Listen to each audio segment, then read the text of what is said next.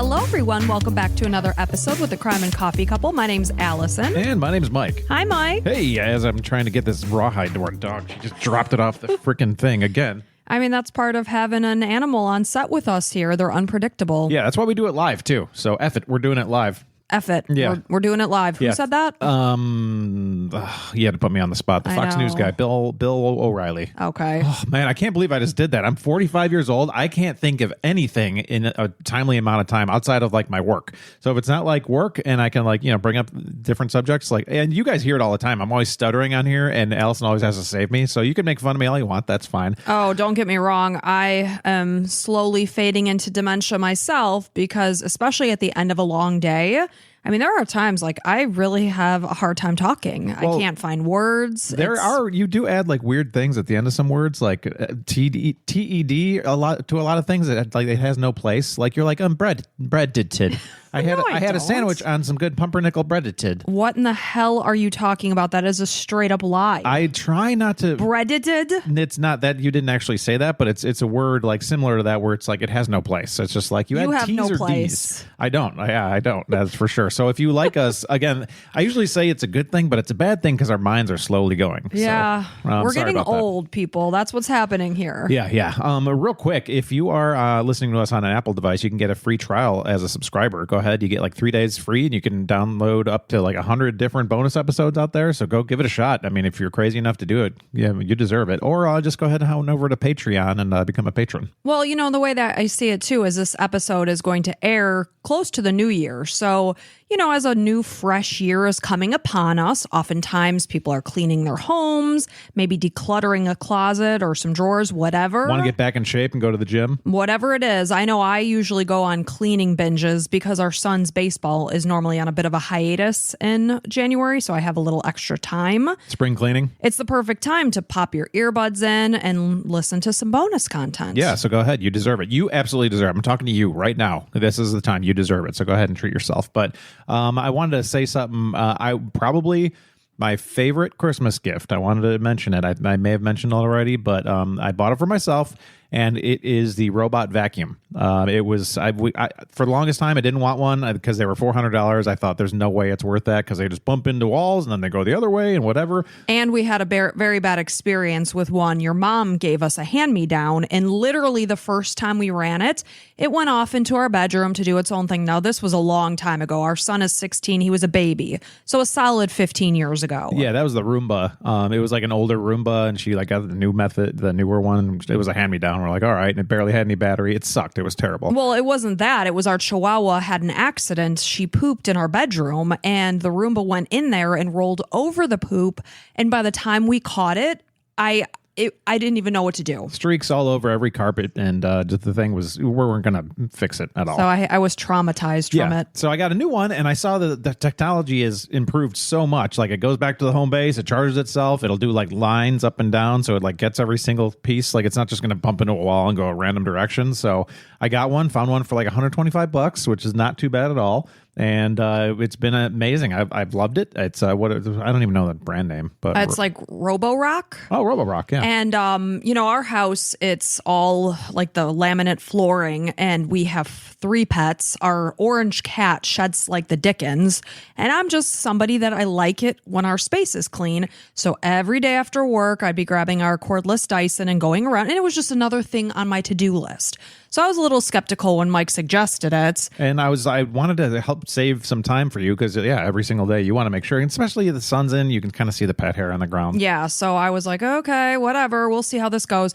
And it's been working out fantastic. Yeah, I was a little apprehensive too because if it didn't work out, I'll be like, just another thing. Oh, yeah, that's how I am. You guys know for sure. Yeah, I'd be like, just another thing. Yeah, you screwed up again, you idiot. Basically what she says. That's how I like to just berate Mike and just tear him down. Yeah. That's really my goal. Job. She's like, you moron. Yeah, she has like a New York accent. Am I smoking too? She's like, would you get out of here, you moron? And but no, it's been really good. So that's a good thing. That's my favorite Christmas gift I bought for myself. It's such a little helper. I look at him buzzing around and I'm like, I just love you. And so I mentioned that and I was so happy about it. And then another thing I love in our house, which is so weird, is I have a shipping center upstairs in our loft. Like we have one room upstairs. And last year I was shipping a bunch of stuff for Amazon. I was trying to make a couple extra bucks because I was in a job that they didn't have anything for me to do for about 3 months. So they were reconfiguring your position. Yeah. And I was like, okay, well, I guess I'm just going to sell stuff on Amazon, which I did for 3 months. And it was kind of fun, but didn't make a ton of money on it. But I still have a shipping center. So I got like boxes and tape and like I have a label printer over here. And I don't know why, but it's just, I've always wanted, like when you get something you need to ship and you're like, okay, now I got to go to the post office or UPS store. Yeah, it's you're like, very excited when you have to ship something. I am. It's so weird. It is the weirdest thing, but I just love printing a label and slapping it on, and I pay for the postage through the computer, and it's like everything's done. It's a lot easier. You just pop it in our mailbox. Like our niece, we got a gift for her, and it wasn't ready yet for Christmas, so because it got lost in Alaska. Don't ask, long story, but luckily it was like, hey, we can ship it, and I put it in the mailbox, and it's all set to go for when the mail person comes around. Whatever makes you happy, Mike. Because if you're happy, then I'm happy. Yeah, and that doesn't happen very often. No. One last thing, I can tell you're about to ready to go to get in the story. We'd like to kind of just have a little coffee talk before the episode, just a little coffee, a little talk. Yeah, just to like ease into things. So it's not it's kind of and then you kind of get to know us a little bit if you're new to this podcast. Yeah, maybe you don't give a hoot about what we have to say, but you can skip the banter, which they already did at this point. So one last thing, I have a confession to you. You don't even know about this. Oh gosh, what? You're gonna be jealous. What? I bought myself a new iPhone. You're a son of a bee. We both got our iPhone 11s when we first transitioned from Samsung to iPhones. I don't know how many years ago. I'm going to say that was a solid 5 years ago. Uh-huh. And yeah, I think it's a bunch of crap. So the reason being, they're insanely expensive, but my company pays for it. So I'm like, yeah, I can buy one because my company pays for it. So like, if my monthly charge for my phone is under $100, they'll pay for everything. So you're just going to leave me in the woods with this phone that by noon is already dead. Yeah. Well, we'll just get you a battery. I don't want a battery. I want a new phone. Why? I don't know. I just do. She's so jealous. It's like the weirdest thing. She gets jealous about these little weird things. Really? Name another thing. I don't know. I can't think of it right now. Because I don't. She does. It's odd. You're odd. Your face is odd. Yeah, I'll show you. So on that note, shall we jump into this? All right. So this is the Lembcke family massacre. So just with the title itself, you just know that this one is going to suck. And this is a listener suggestion from Amer. So thank you so much. So this case asks the question, what could drive a 16-year-old to murder their entire family? The teenager in this case is William Lembcke, and he had been previously described as a good kid, friendly, nice. Yes, he had a juvenile record, nothing serious. There were some angry arguments, but we're talking about a 16-year-old. They're becoming adults. Their hormones are out of control. So obviously teenagers, can be moody. So, this case just shocked so many people. And like I said, there were some angry arguments within the family over a period of time. Did I say that right? Period of time. Mm-hmm. But no one could have predicted that this could have happened. And the violence that he was capable of. And this happened over the Christmas holiday of the year 2000. So he wasn't the type of kid to, kill small animals and stuff like that? Not at all. Not at all. So the word familicide is defined as one family member who murders another member of their family, commonly taking the lives of all of the members. It's kind of interesting because we recently talked about femicide too. We did. That's violence against a female by somebody that they are in a relationship with is femicide. So this is familicide. So oftentimes in these cases, like I said, it's them taking the lives of all of the members of their family. So in these horrifying cases, surviving family members are left stunned and confused, wondering if they missed something, if they could have done something to stop it. But in many cases, there are no outward signs. So you could be left racked with guilt, thinking, could I have done something different? But oftentimes the answer is no, because you would have had no way of knowing that was lurking under the surface. Yeah, if there were signs and stuff, that'd be nice to be able to stop it. But usually, it's just like anything else. Like, who's to say somebody can't just snap at any second? Right. So in the cases, of familicide where studies are done, oftentimes there are no outward signs to suggest that anyone was in danger or that there was a risk that this person was capable of such violence. So in 95% of cases of familicide, perpetrators are male, and in many instances, they involve a father killing his wife and children and then himself. So within these cases, the man tends to be someone who was previously seen as a good person, a good provider, a good father, a good husband. So it's very confusing in a lot of these cases. In many cases, divorce or separation can be a catalyst, as well as financial issues. Substance abuse issues and or untreated or undiagnosed mental illness could also be a reason. So in cases involving now adolescents who kill family members, 84% of offenders were found to be male. 50% of the time, they did previously voice their desire to kill their family members, which is in contrast to cases that are involving adults, where in those adult cases, most of the time, nothing is ever said. So in cases that are carried out by young offenders, 75% were planned shooting attacks versus a spontaneous knee-jerk act of violence. 81% of these offenders confess to the homicide when they are questioned after the fact. So in many cases involving teen killers, prior to the murders, they were oftentimes not viewed as violent or aggressive toward others. And the catalyst often tends to be long-standing disagreement or friction with their parents or primary caregivers. So in the early morning hours of Saturday, December 30th, 2000, deputies Paul Murray and Dwayne Johnson responded to the Lembcke home, which sat on Marble Valley Basin Road in Addy, Washington. And this is a small community about 60 miles northwest of Spokane. So the reason why they were going to the house was because a welfare check was requested. The Lembcke family consisted of parents, 49-year-old Robert and 43-year-old Diana. The couple had 4 children together. This was 24-year-old Clinton, 18-year-old Jolene, 16-year-old William, and Wesley, who had only just turned 12 3 weeks earlier on December 9th. So the eldest child, Clinton, did not live within the family home. Again, he was 24 years old, so he had recently moved out and was living off on his own, but still within the area. So Diana Lembcke's brother, this is Andy Davenport, he had contacted the sheriff's office shortly before midnight on December 29th because he was concerned by the fact that he hadn't seen the Lembcke family in 5 days. And this is despite the fact that they actually shared a driveway together. So it was not normal that he would go a stretch of time like this without seeing some kind of activity or movement or signs of life within the Lembcke home. I mean, he probably went over there and looked himself. He did. He did. But the only family member that he had seen was William Lembcke. So Diana Lembcke, I'm sorry, I already read that. So as the officers arrived, William was attempting to leave the driveway in a pickup truck, but the officers parked in a way that basically blocked him in and prevented him from leaving the premises. So they noted that he had 3 other passengers in his truck. And, they're telling him why they're there, that your family member was concerned about your family's whereabouts.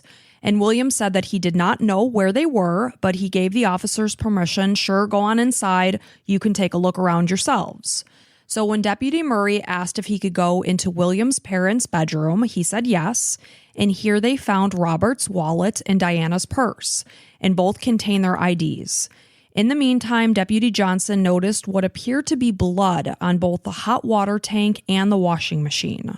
So because of these suspicious findings, if say Robert and Diana were just going to go on a trip and take the other kids, leaving William behind, they would have taken their wallets and their IDs. Yep. So that didn't make sense. And now they're seeing signs of blood.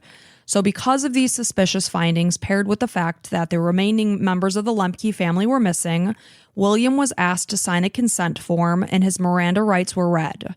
He did not ask for a lawyer and he allowed the officers to continue their search of the family home. So soon, Deputy Johnson noticed blood on a light fixture and what appeared to be fresh paint on the ceiling. So you could tell some sort of damage control and concealing had happened. So they also showed, like, with this fresh paint, you could see that the dark stains were starting to bleed back through. So even more alarming, there were bits of flesh found on a kitchen item. So as the officers confronted William with the evidence that they found, he began sobbing and shaking as he covered his face with his hands.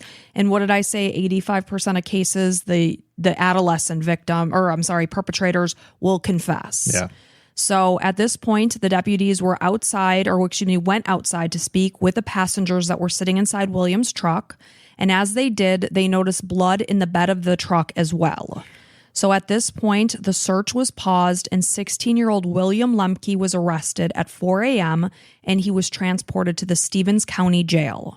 So during this time in custody, William fully confessed to shooting 4 members of his family. This included his father, his mother, his older sister, and his younger brother. So within a written statement, he indicated that after they were dead, he transferred their bodies in the pickup truck. So this is why the officers saw blood in the bed of the pickup truck. And then he dumped the remains northwest of Addy off of Naff Road. So because William's older brother Clinton lived outside of the home, this essentially saved his life. Because had he been there, there's no doubt he would have been a victim himself. Yeah. So he was uninjured, alive and well. So when Clint spoke with his brother on December 29th, this is prior to the welfare check, but earlier in the day that they actually called in to have the welfare check done, William told him that his family had gone to see a sick family member in California. So obviously this is what William is saying to Clint as well as his uncle Andy.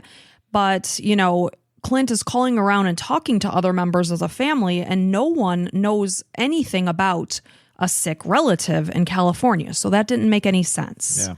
So Clint and their uncle Andy went to the Lembcke home where, just like investigators, they're coming across Robert's wallet as well as Diana's purse, among other items that suggested that no, they didn't go. And the biggest puzzling part of the picture was that their car was still there. So how did they go to California? Yeah, not likely. So obviously all of this is adding up to something weird is going on. There's something concerning happening. And this is when they decided to call police. And I have no doubt in my mind that when they were probably standing in the home talking to William, saying, "Where the heck is everyone?" he had to have been acting shifty. I'm sure of it. Oh, yeah. So 16-year-old William was previously registered as a student at Colville Senior High School. However, since he had been homeschooled during the previous year. His principal during elementary school recalled that William did sometimes get into trouble, but never showed the type of anger that you would expect to see in a case such as this.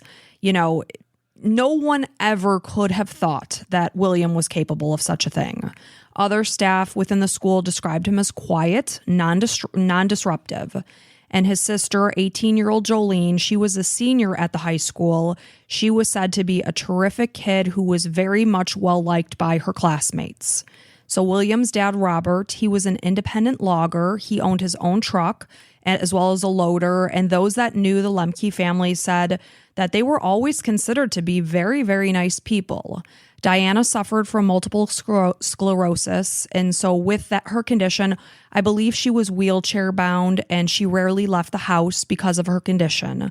And oftentimes 18-year-old Jolene would step up to help the family because her mom, is suffering from multiple sclerosis, and their dad is busy because he owns this logging company. So 18-year-old Jolene would often help with doing the household chores and things like that. That's nice. So on December 30th, this is the same day that the welfare check was done, investigators discovered the bodies of Robert, Diana, Jolene, and Wesley. They were covered in snow in a ditch on the side of Naff Road where William exactly told them that they could be found. Robert was wearing only a towel, while Jolene was nude from the waist down. Oh. The autopsies discovered that William had utilized 2 different guns during the murders. So Diana Lembcke had been shot with both a .308 caliber rifle as well as a .22 caliber weapon, while the others had been shot with a .22 caliber weapon. The majority of the shots focused on the victims' heads. The autopsies determined that the shots were fired at a very close range. Sometime, what they're really ultimately concluded to be, initially they said sometime between December 23rd and December 25th, which is Christmas Day. However, I will tell you that it's suspected that they all died on December 23rd, and that is what their headstones are printed at the cemetery. So in Robert and Wesley's cases, they suffered from contact wounds. So this meant that the gun had been placed directly against their heads. Wow. And this is like their son, their brother that did this. Yeah. It's just beyond to wrap your head around that he killed his family execution style. Must have been while they were sleeping. No, it's not. Oh. So Robert had been shot 3 times in the head and Wesley once. Diana was shot 3 times in the head with the use of both rifles. And like 3 times in the head. That's a lot. Overkill. 4 times in the right arm, shoulder, and hands. And she was likely shot in the upper extremities as she was trying to hold her arms up to defend herself from her son. Jeez. Jolene was shot twice in the back of the head and once in the back. So, it obviously showed multiple times in the back, which obviously she was attempting to run away when she was shot. Sure. And obviously a gun is a loud weapon. The members of the family that were shot last, it's like they just knew it was coming. It's just so sad to think about. So investigators noticed a large pile of firewood outside the door of the family's rural home.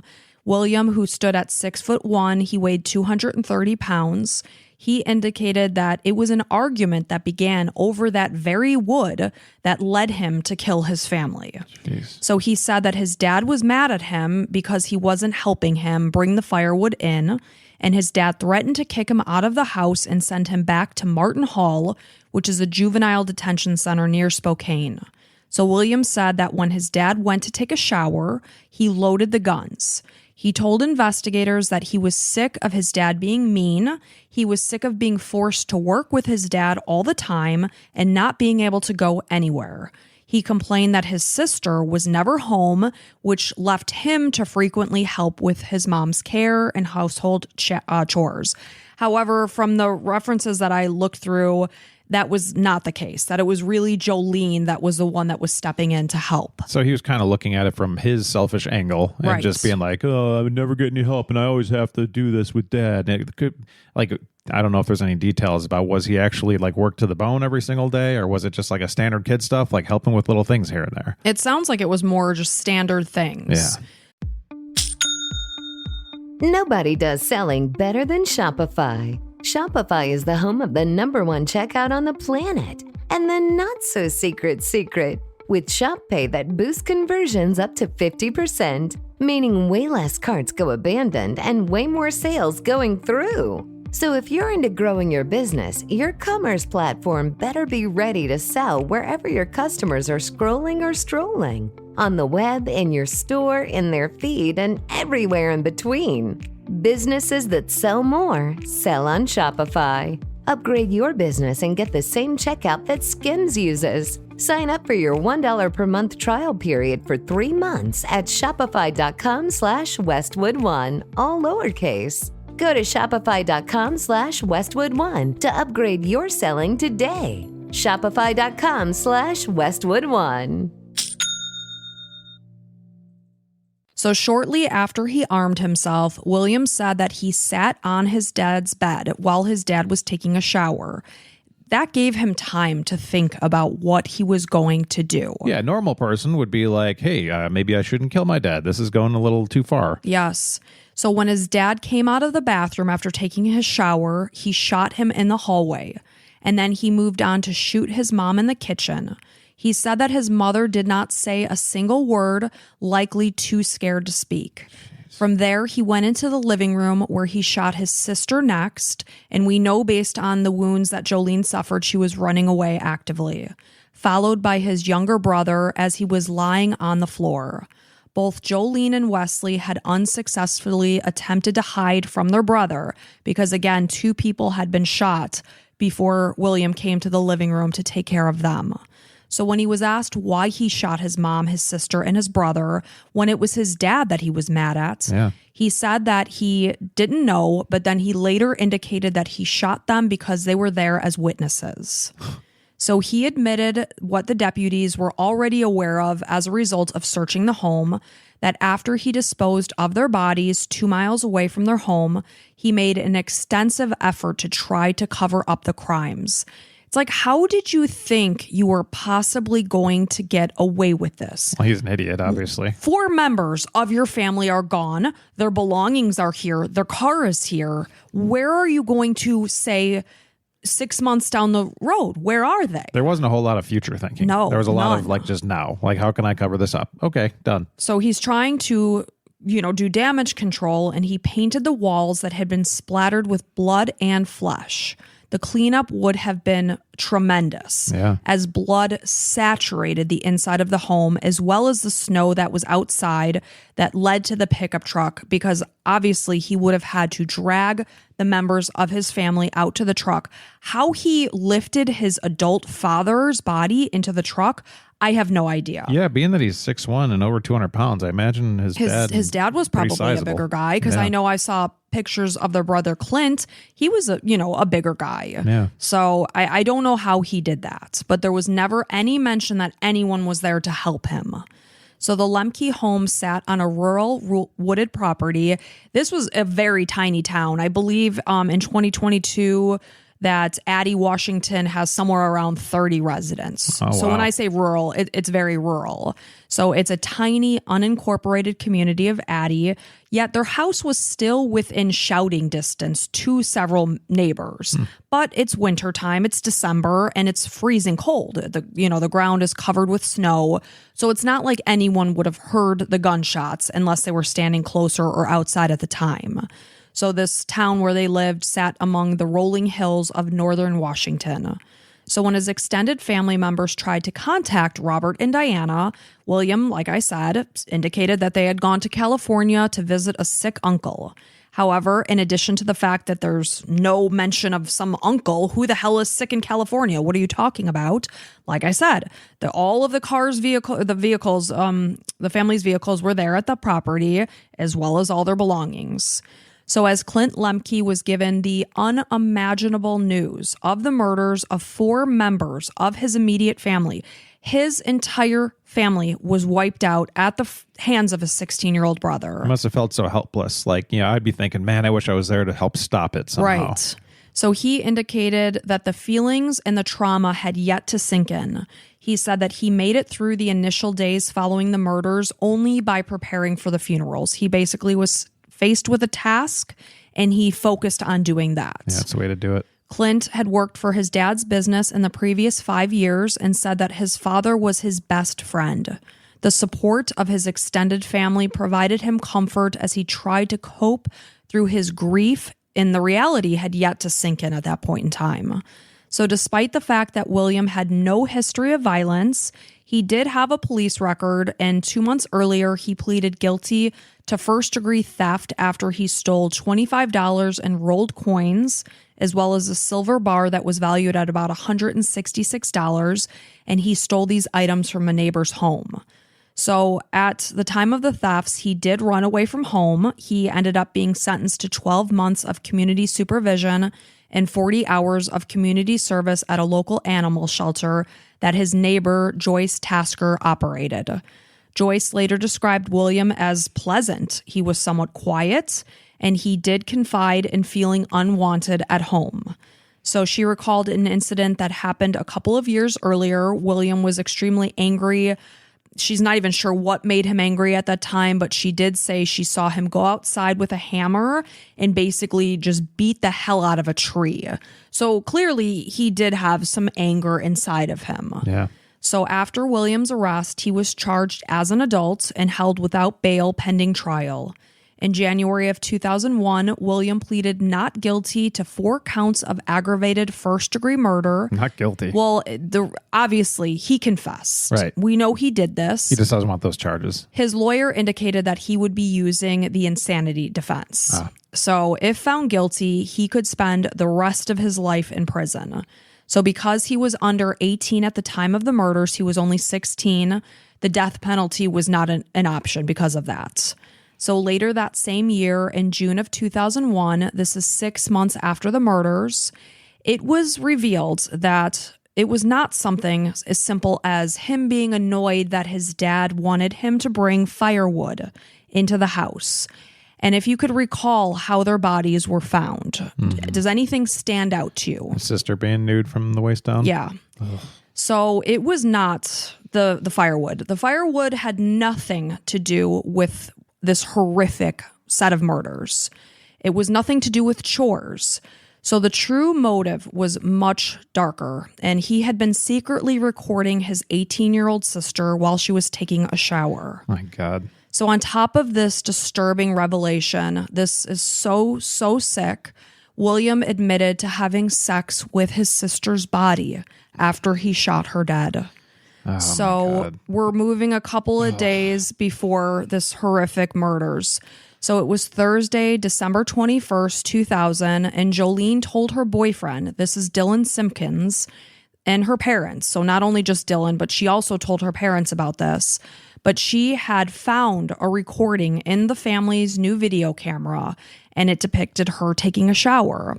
So according to Dylan, Jolene showed her parents a video. So it was even more disturbing than her just being in the shower. But there was a second video that showed William masturbating while watching a duplicate of the first video. Man alive. This kid was deep. Very deep and dark. So according to Dylan, Jolene was rightly sickened and disturbed by what she found on the video camera. So she decided to stay the night at his house, to avoid being anywhere near her brother. So she went to work the next day. This would have been December 22nd, and she did go back home that evening. So William would have had the opportunity to murder his family anytime after that. But again, it's believed that it happened then the following day, which would have been December 23rd, after his father had actually confronted him about what Jolene found. Okay. So Dylan said that Jolene erased the video after she showed it to her parents, and he was unaware if there was a duplicate that even existed. So officers did find a camera as well as some videotapes because we know they went and searched the Lembcke home after all of this was discovered. But the court rules prohibited them from disclosing their contents. So we don't exactly know what was on the videotapes that the officers did find.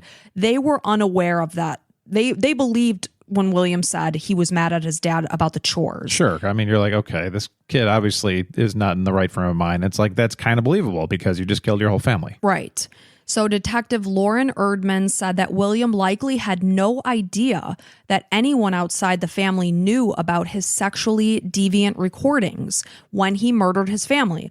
So when he was wiping out his entire family, he believed he was wiping away any evidence of what he had done. What a psychopath. Completely unaware of the fact that his sister had confided in her boyfriend. Thank goodness she did. Yes. So it was on January 2nd, 2001. We know that the officers were doing the welfare check on December 30th.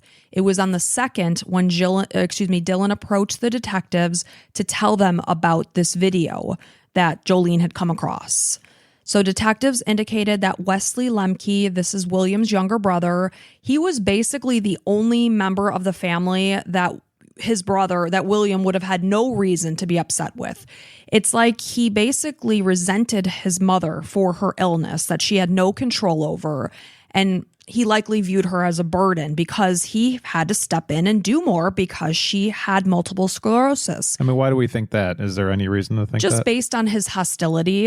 To me, it would seem more like, I got to kill everybody that knows about this. Right, and that is for sure. But the anger that may have been rooted in him. Yeah, he was, maybe. He's being confronted about this video because his sister told on him and his parents are confronting him. It's Wesley that would have had nothing to do with any of this. Well, I mean, he probably, how old was Wesley? He had just turned 12. Okay, so that he wouldn't, like the father, when he has a talk, it would be the father, mother, and sister in the room. It wouldn't be the younger one. They would have never let Wesley know. Yeah. So, incidentally, the autopsy showed that Wesley had died of a single gunshot wound to the head.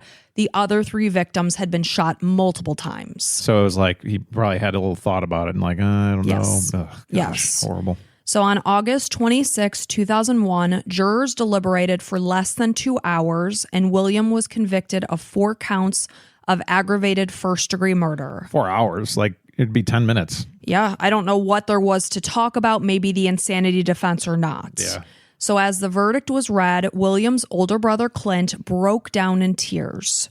During the trial, William showed little emotion, but it was during his sentencing that he openly sobbed as his aunt spoke about what a loving mother and hardworking father that he had, and that he had given it all up in one just horrible, horrible moment. So as Stevens County Superior Court Judge Larry Christensen handed down the sentence, he called William a monster. And he said, "Deep inside, son, you are a monster and you deserve the punishment that a monster should receive. The only penalties for aggravated murder are life in prison without parole." So that was just an automatic sentence. He will spend the rest of his life in prison, which he has been in since he's 16 years old. So again, had William been 18 or older at the time of the murders, he would have likely been sentenced to death. I mean, they got to just kind of look at the cost of it all. And if it's cheaper to put him to death, they should, because he's a useless human being. He's not, I mean, he's so far gone that he can't be back in public. Like, he can't be. No, and fixed. he never will be. But because he's under 18, it's not a possibility because of the laws. Yeah, but I mean, as a taxpayer, I'd be like, oh, if it's going to cost $200,000 to keep him alive, let's just, I mean, it sounds kind of cold, but he wasn't very warm. So no, he wasn't. But regardless, that's just the laws. So Deputy Stevens County Prosecutor David Bruneau felt gratified by the verdict and criticized the defense's attempts to try and portray William as being mentally ill. He felt satisfied that the jury was able to see through this, while the defense team felt it a tragedy to send a juvenile into an adult prison system. Well, I mean, he is mentally ill, obviously. Like, I don't know if there's like a particular thing. Yeah, or is he just, It wasn't he had insanity. He has it still. It just it wasn't temporary. Like, it's just who he is. To me, he just did something sexually sick. He recorded his sister in the shower and then recorded himself pleasuring himself over these images. And then because he was caught, he wanted to wipe his whole family out. Yeah, and that's probably happened to other people at some point, and they didn't end up killing their whole families. Right. So, like, to go that far, you got to be off the deep end, right? Yeah. I mean, I don't know what insanity is or isn't, but I mean, he's clearly not right. Right. So during the trial, the defense team tried to seek a reduced charge of second-degree murder, arguing that at the time of the murders, William suffered from diminished mental capacity, and he was a troubled teen from a dysfunctional family. So, there's this thought thrown out about this dysfunctional family. There's nothing in my research that suggested that they were a dysfunctional family. Yeah, that'd be my next question. Where's the proof? And then you've got Clint, who said his best friend was his dad. Right. So, I mean, it couldn't have been that bad unless Clint is also just like, that's all he knows, and that's his father, so it's his best friend. But usually by the time you get that age, you start figuring it out like, oh, I was raised incorrectly, and then they wouldn't be your best friend, right? Right, exactly. So with this, they tried to have William's confession thrown out, as well as much of the additional evidence that officers found after the teen authorized them to search the family home. The prosecution felt that the defense was only grasping for straws at this point in their attempts at the insanity defense because their backs were against the wall. The key defense witness was psychiatrist Dr. Alan Unis, who indicated that William did suffer from diminished mental capacity at the time of the killings and attributed his mental state to his traumatic childhood. Yet again, in every piece of research I did, there was no mention about what made his childhood traumatic. Well, you had the person he worked for who said he felt like he was not wanted in his family. So that would be traumatic. Now, whether it was justified or not, doesn't really matter because he felt like he wasn't, right? So if I'm the defense, I'd probably lean on that, being like there was something there that made him feel like he wasn't part of it. Now, it's probably his own idiocy and loserness. I mean, like, nobody wants me. Yeah, he's a friggin' loser lowlife. I mean, I know he's 16 or was, and it's like, you're a loser, man. Like, you're like, you have the choice, like, make something better of yourself or just be like, nobody loves me. And I know it's hard being a kid, and I know it's hard being 16. And if anybody out there's listening and you're feeling similarly, yeah, I'm sorry for that, but it's just like... Well, do something to change your circumstances. Yeah, it's a good chance you live in a great country and you can make things better. And the thing is that everyone around them said, they were great parents, loving parents. Not everybody would say that if they're... I mean, sure, things happen behind closed doors, right? Sure, of course. Clearly, this kid, he was super attracted to his sister and taping her like, this kid... That's sick. It's on him. So, however, prosecutor Bruneau pointed out the fact that William had loaded the rifle and he sat on his dad's bed waiting while his father took a shower. And in that amount of time, he could have changed his mind and thought better of it. So this proved premeditation. Well, same to his brother, too. Right. And, he actually took the time to grab a second weapon during his mother's shooting. So his mom is confined to a wheelchair sitting in the kitchen, and he went off and grabbed another rifle. That's low. So prosecutor David Bruneau characterized William as selfish. He was a cold-blooded killer who partied with his friends in the days after he annihilated his entire family. Were these the kids who were in the car with Yeah. him? Like, that's crazy. But what they knew of it, he may have said, hey, my parents are in California. Let's have a party. And being rural, you're like, what's this blood on the floor? I killed a deer or something. Of course. Maybe. Oh, gosh. But who knows, though? I mean, obviously, the officers found the blood because they were there looking for murder. Yeah. We're talking about teenage kids here. You think they're looking around being like, oh, man, your floor is dirty. No, they're looking for booze. They're and looking for chips. beer or whatever. Yeah. So the fact is that after he killed 4 members, his immediate family, he took their bodies and dumped them on the side of the road and covered them in snow, and still went on and had a party and he didn't feel bad at all. He was having a great time. And did unspeakable things to his sister. Yes. So basically, he showed no signs of remorse at any point until it was time for him to face his consequences. So Clint Lembcke sadly passed away at age 46 on November 26, 2022.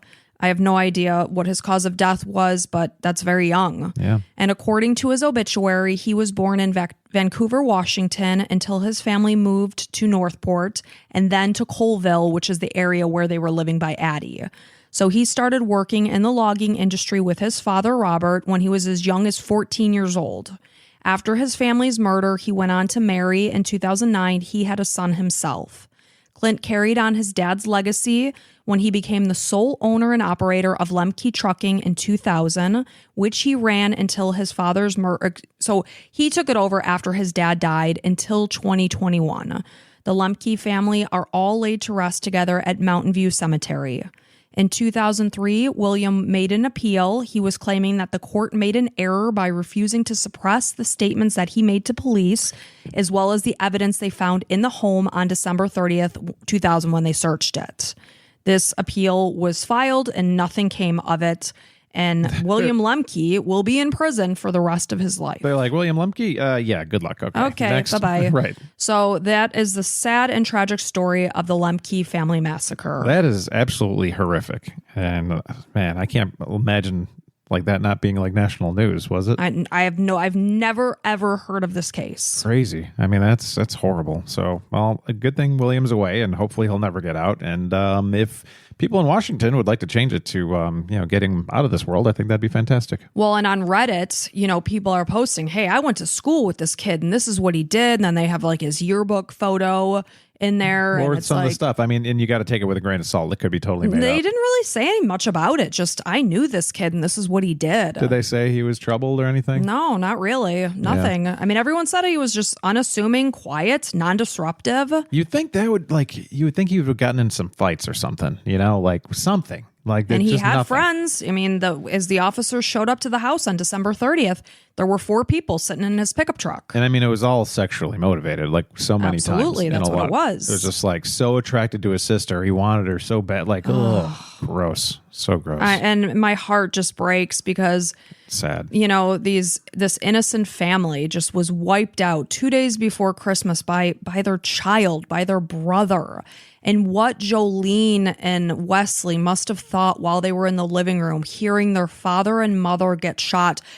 Their brother took the time to go and grab a second weapon, finish the mom off in the kitchen, and then came after them in the living room as they tried to unsuccessfully get away. And it just breaks my heart. It really does. Super sad. Well, thank you for telling their story. Yeah. And I don't know if we can learn any lessons from this outside of be lucky that if you had a decent Christmas, that some other people had it much worse. Because again, like I said, with statistically speaking, and in this case, there were no outward signs, because the disturbing things that William filmed on that video camera, nobody outside of, the Lembcke parents and Dylan knew of it. So nobody would have known that William could have been capable of such a thing. One thing I thought of while you were saying the story is maybe, you can talk to your kids, especially the teenagers. Like I remember teenage times being like crazy. I had bad thoughts, just like not good thoughts about myself and stuff. Like low self-esteem. Yeah, very. And it's a tough time. You're switching your brain from a kid to an adult. And there's crazy things going on in your brain.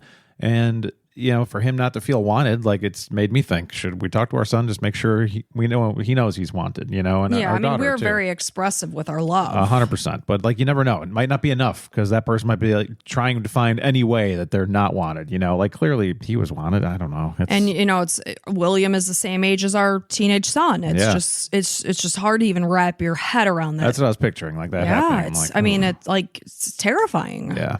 So sorry, but thank you so much for listening. We appreciate all of you. If you could do us a favor, if you're not a Patreon or a subscriber, you can always go ahead to our YouTube, go give it a thumbs up, subscribe, leave a comment in there so the algorithm can be like, hey, people like this, blah, blah, blah. We're going to serve it to more people. So just like that, that's actually what Google sounds blah, like. blah, blah, blah. Yeah, blah, I'm Google and YouTube. Let's give it to more people. So yeah, go ahead on over there, give us a like, thumbs up, and comment in the Spotify comments. We're always getting tons of comments, and we always reply. Anytime I'm not working, I try to get in there.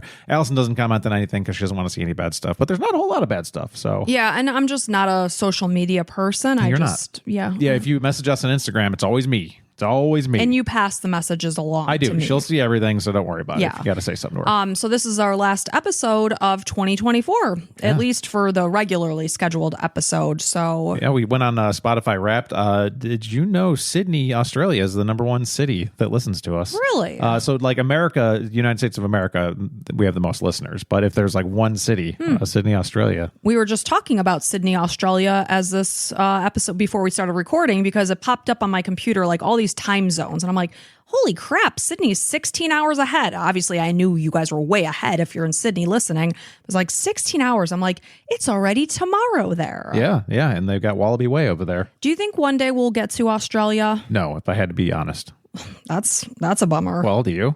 I mean, I'd love to go. I would also love to go. I like to keep my options open, so I say we'll see. I'm in no way saying we're not going there. No, my name is Mike. No. Here's Allison. We will not go to Australia. So she has these little things in her head. She might ask a question, but it's not like, hey, can you take the garbage out? Would you mind taking out the garbage or something Isn't like that? Isn't that nice? It's no, because you want me to take the garbage out. Yeah, take the damn garbage out. So it's like, let's just cut the chase. That's what's in my mind. Take the effing garbage out. Mike, would you mind taking the garbage out? So the question here was, do you think we'll ever make it? Not do you want to go? But she's taking it as me answering, do you want to go to Australia? I would like to go to Australia. Oh, so would I. But we probably won't. Why? It's just because I don't see it in the things we want to do in life. It's not top priority. There's like Italy and London, and like we still got to go to those places. Hopefully someday. And hopefully someday. You mentioned an RV. We can't take an RV to Australia. Why? We can maybe put like a little boat on the bottom of it. All I have is stresses because Allison's like, "Ooh, I'd like this, and I would like to this, and I would like to do this with our life when we retire here, and I would like to drive here and have a house here." And I'm like, "Oh my God, there's so much money that she wants to." It's good to have goals, isn't it? So help us fund Allison's wants and needs by becoming a subscriber. They never end, those wants and needs. You can hear the stress in my voice. So good luck to me. Merry Christmas, Happy New Year. Merry Christmas, Happy New Year. We love you all. But we do love you all, and we are wishing you a happy and a healthy 2025. Amen. And thank you for joining us today. And until next time, bye.